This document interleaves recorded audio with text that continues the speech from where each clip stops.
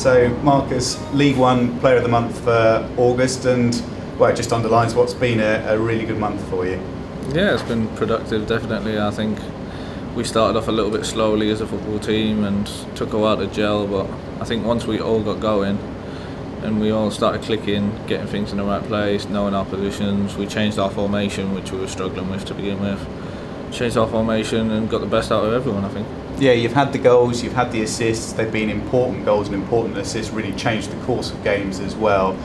In terms of the strike against Milton Keynes and then the one against Sunderland with the free kick, people been picking their favourites. I think most people going for the one against MK. Which of the two did you like the most? Yeah, I think the one against MK is a little bit special.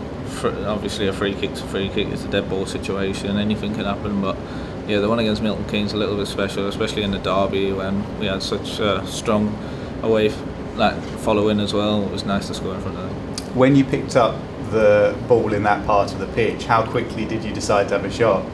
I think I got the ball and I was looking at the floor and I seen somebody else's boots, so I knew somebody was near me, so I just panicked and I just thought, why not, I'm shooting. Well, if that was you panicking, then perhaps you want to panic a little bit more often. It's so satisfying as well when it just kisses the post as it goes in. Yeah, maybe for you lot, I was worried because obviously I was stood right behind it and I see it hit the post and I was like, oh, it's missed. But then obviously you see it hit the post, go in the other side, and I'm like, I was buzzing. And more generally, with your start to the season, you just seem very happy with life out on the pitch at the moment. Are you pretty much enjoying all of the games all of the time? Yeah, I think obviously I came back a lot later than everyone else, and it's took me a little while to get going. It's been a tough month physically. I've been working with the physios every day because my legs are nowhere.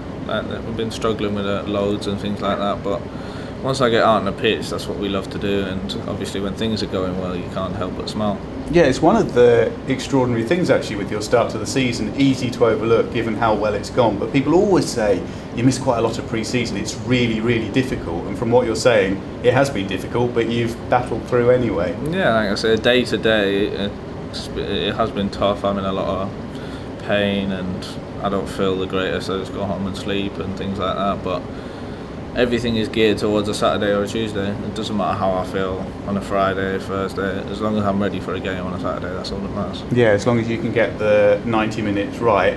When are you anticipating then that you can get back to your peak in terms of fitness? I'm not too sure, obviously. All the boys have been back about 2.5 months, and I'd say mine's been about a month and a half, and it has been very difficult Saturday, Tuesday and things like that, but I'd say I'm close. I wouldn't say I'm far away. And once again, we've had another summer where you have been the talk of social media and the internet. He's going there, he's going here, he's going everywhere. But it seems as though that just washes over you now. It must do, given the way that you've been playing over the past few weeks. It's been the most relaxed summer for me personally. I just accepted, like, nothing's going to happen. I'm going back, I've got to concentrate. I knew I had my time off, and I was more worried about coming back and fitting in with all the new boys and getting to the fitness level, so all that speculation and things I weren't really bothered about at all. Yeah, and in Darren you seem to have a manager who just really gets you and knows how to get the best out of you. Yeah, definitely. Like I say, he brought me to the club all them years ago, and I can't thank him enough for what he's done for me, and we seem to get on. He brings the best out of me, and obviously I try and give him as much as I can back. Yeah, it's so important, isn't it, to be in that situation, particularly when you're a player who has the weight of expectation to make things happen.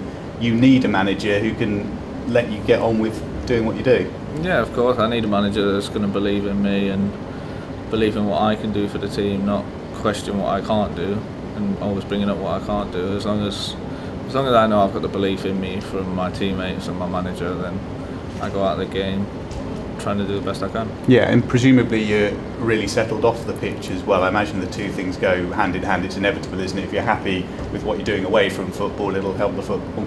Yeah, obviously a few people tweeted about my nights out last weekend and they had a bit of a problem with that, but I think if you're happy off the pitch, you play well on it. That's a key thing in life. You can't just live your life in a certain way, be miserable. You've got to enjoy yourself, and I think that comes out on the pitch as well. Yeah, it's been quite funny, hasn't it? Various people have been grassing you up to Darragh on Twitter, but he has been very laid back about this, and ultimately it comes down to delivering on the pitch, doesn't it? If you do what you do on the pitch, then give or take, everything else doesn't really matter. Yeah, I think me and the chairman had a conversation before the season started, and I told him how I'd been living my life and what my plans were for the year, and he fully backed me. He understands, and like I say, I truly believe if you're happy and enjoying yourself off it, then you play well on it. Has he been getting on the phone about the new contract? Is that the next thing? I think he's just letting us get on with our football now. For obviously, I'm here till next year. I think it's January, February, March kind of conversation. See where we are and see how we're performing.